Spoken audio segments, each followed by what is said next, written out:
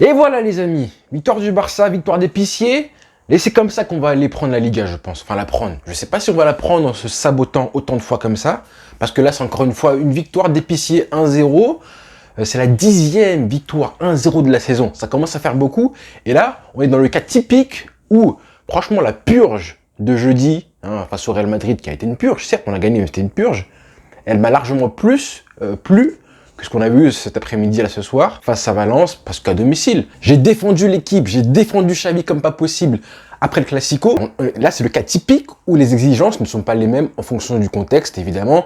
Là, on est à domicile, c'est la Liga la priorité, t'es en confiance parce que, voilà, t'as battu le Real Madrid. Tout devrait être un petit peu plus cohérent tactiquement. Certes, il y a la fatigue, mais pour moi, ce n'est pas une excuse. Et encore une fois, on s'est saboté. Bon, il y a la victoire, il y a 1-0, donc on est content. Et encore, je suis content, c'est un grand mot, parce que je ne suis pas fier de l'équipe ce soir. Je ne suis pas fier de l'équipe. Ça a été un match laborieux. Tactiquement, on n'a pas vu grand-chose, même très peu de choses. Et ensuite, on s'est saboté. On s'est encore rendu le match compliqué. Et à la fin, tu es soulagé. Et tu peux strictement rien retenir de positif dans le match, en fait. C'est ça qui me dérange. Que du négatif, alors que tu sors avec les 3 points. Là, jeudi, encore une fois, je défends l'équipe en disant qu'il y a des choses qui m'ont plu, que ce soit mentalement, voir l'équipe avec autant de solidarité, d'abnégation, de duel et tout, voilà, de la rigueur défensive. Là, j'ai vu tout n'importe quoi, même défensivement, ça a été n'importe quoi. Le carton rouge, forcément, j'ai envie de dire que on va mettre un petit peu les fautifs, les coupables, tout de suite, tribunal. Asseyez-vous, accusez, levez-vous. Ça a été une bouillie de football, que ce soit offensivement, cas par cas, Ferran Torres, Rafinha qui est buteur pourtant, qui offre les 3 points, mais encore une fois, beaucoup de reproches à lui faire. À part, le traditionnel, le mec qui se dépense, qui va au pressing, qui est agressif, mais le reste, pas grand chose à retenir de Rafinha. Un but qui vraiment apporte du soulagement au Barça, 3 points, un beau mouvement en plus. Il aurait mérité aussi une passe décisive à un moment où il fait un bon centre aussi. C'est dommage parce que justement, après son but, il a une période pendant 20-25 minutes où il est intéressant, où il prend confiance, il tente des choses intéressantes, il joue un petit peu juste, mais après, il retombe dans ses travers à trop vouloir en faire, à tenter les 1 contre 1 alors qu'il est en phase arrêtée, alors que t'es pas un dribbleur et à chaque fois, il perdait les duels, alors que l'équipe a travaillé pendant 15 minutes, enfin 15 secondes, pardon, 20 secondes, à créer un décalage, à faire remonter le bloc, à te lancer en profondeur. Et en plus, tu as du temps, de l'espace, tu es en situation de 1 contre 1. Et toi, au lieu de faire quelque chose de simple, tu veux forcément dribbler l'adversaire. C'est dommage, c'est dommage. C'est pas respecter le football, c'est pas respecter le jeu en fait. Quand ton équipe a travaillé pour toi, il faut ensuite faire quelque chose d'utile. Que l'action se finisse par une frappe ou un centre.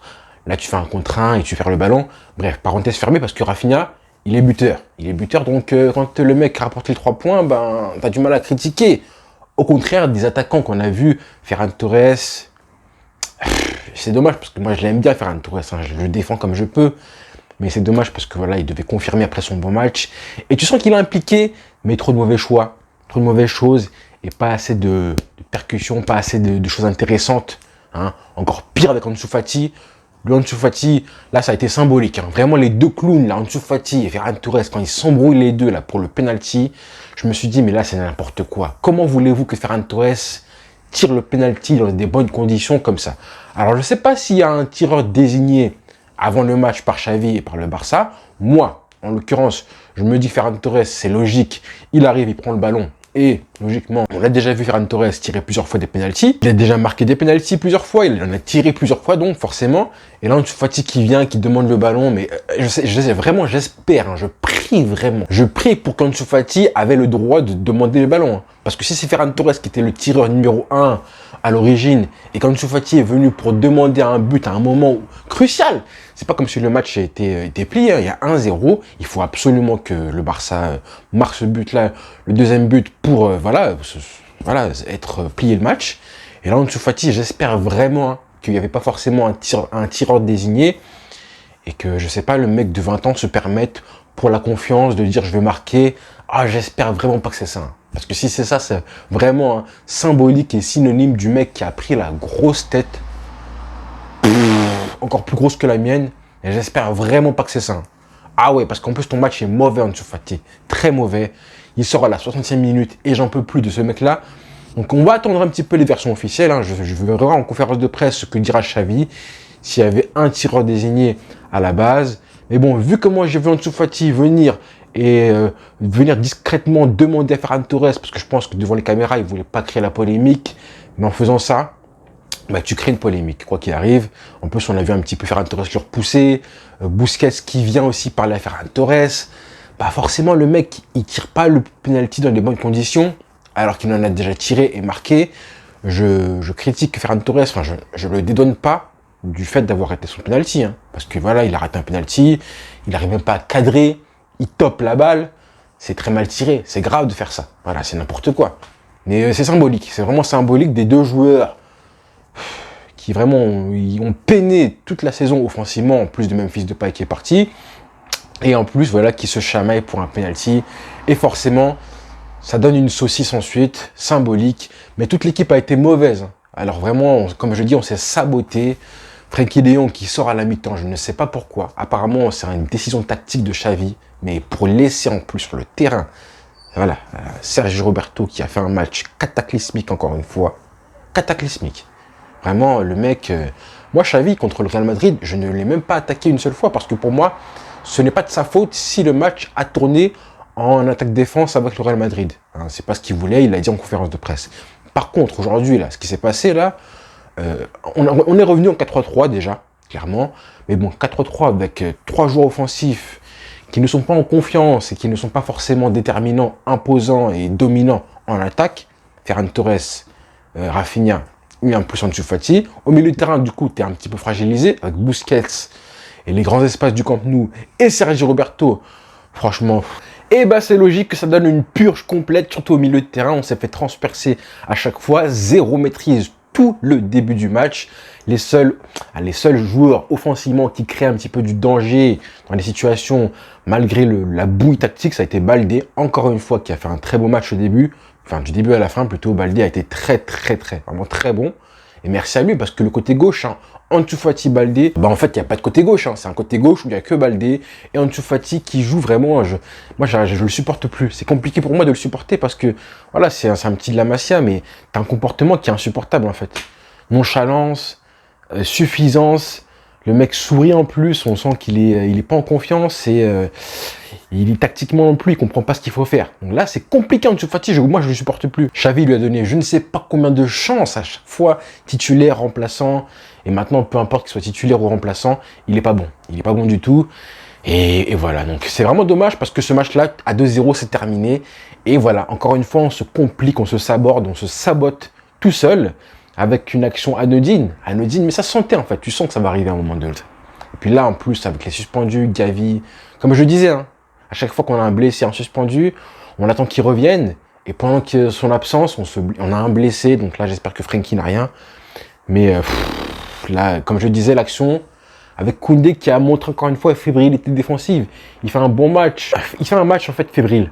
Un match où justement, quand il doit réagir à ce que l'adversaire fait et intervenir, là, il est bon. Par contre, hein, dans la lecture du jeu, quand le mec doit prendre une décision, ça veut dire, par exemple, arriver au marquage et être relativement proche du défenseur, ben là, le mec, il a du mal à prendre la bonne décision. Il faut que le défenseur, il faut que l'attaquant adverse fasse un crochet et tente une percée pour que là, il réagisse. Maintenant, prends les devants, sois prêt à un petit peu intervenir.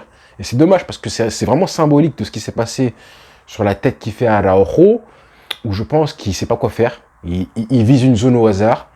Il ne voit pas du tout qu'Araujo, voilà, il n'est pas forcément dans la bonne zone. Il est au marquage du joueur. Et le joueur est bien placé. Donc là, Araujo se fait trouer. J'ai envie de dire que heureusement qu'Araujo fait la faute. Carton rouge mérité. Et après, on a souffert. Et le match nul à la fin aurait été mérité. Hein, parce que pour moi, je suis désolé. Hein, mais il y a penalty. Il y a penalty 10 fois sur l'action de Kessié. Et Kessié, encore une fois, il a fait un match de boucher comme ça. C'est dommage parce qu'il fait un bon match magnifique là face au Real Madrid. Mais quand tu as un match comme ça, tu dois un petit peu prendre le temps de prendre l'information, réfléchir un petit peu plus à ce que tu fais et pas jouer comme un bourrin à chaque fois. Même quand il a le ballon, des fois, il fait des actions de bourrin. Calme-toi, qu'est-ce qu'il réfléchit. N'y va pas comme ça, tête baissée.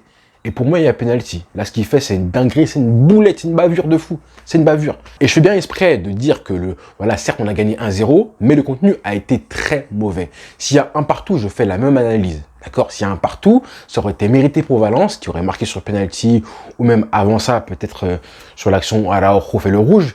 Ben, à ce moment-là, j'aurais eu exactement la même analyse, parce que dans le contenu, ça a été très, très mauvais. Je préfère largement le match de jeudi face au Real Madrid que cette purge-là, ce 10e match nul, 10e 1-0 de la saison, gagné franchement à domicile, un match de dimanche soir à 16h, on a des blessés, des absents, mais le contenu là, honnêtement, dramatique, dramatique. Donc c'est dommage, encore une fois, c'est un match où tu n'as pas forcément de bonnes choses à retirer, si ce n'est peut-être Baldé qui fait un bon match, Christensen qui fait aussi une bonne rentrée, il n'était pas là le dernier match. Donc voilà, on va aller gagner cette Liga comme ça. Hein. Enfin, on va aller la gagner, j'espère, mais on va aller la chercher comme ça, avec des matchs d'épicier, de raccro. Mais pour les nerfs, j'ai envie qu'on progresse, moi. D'accord? Il faut qu'on progresse de plus en plus, que les joueurs progressent. Ce n'est pas le cas, ce n'est pas assez le cas. Même pour un mec comme Rafinha, il a du mal à progresser. Hein? Un mec comme Ferran Torres, c'est pareil. Kessie qui a fait un très grand match, maintenant, on voit que tu progresses. La seule excuse que j'ai pour les joueurs, c'est peut-être la fatigue. La fatigue, il y a 3 jours. On verra le Real Madrid ce soir si eux aussi sont fatigués. Mais bon, ils ont un peu moins couru, je pense, que le Barça, là, jeudi. Mais globalement, c'est pas un grand match. Voilà. Mais bon, on prend les 3 points, on va arrêter de cracher. Et prochain match, on va attendre que Lewandowski revienne, Dembélé, Pedri, bref, et Gavi aussi, parce que lui aussi, il a manqué ce soir. Hein.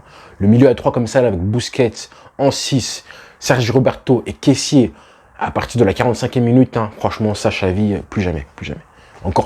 Encore plus si on attaque, on a 3 hommes faibles comme ça, là. Plus jamais.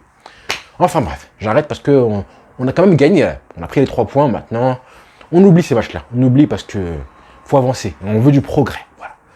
Allez les frères, bon dimanche à tous, bonne soirée.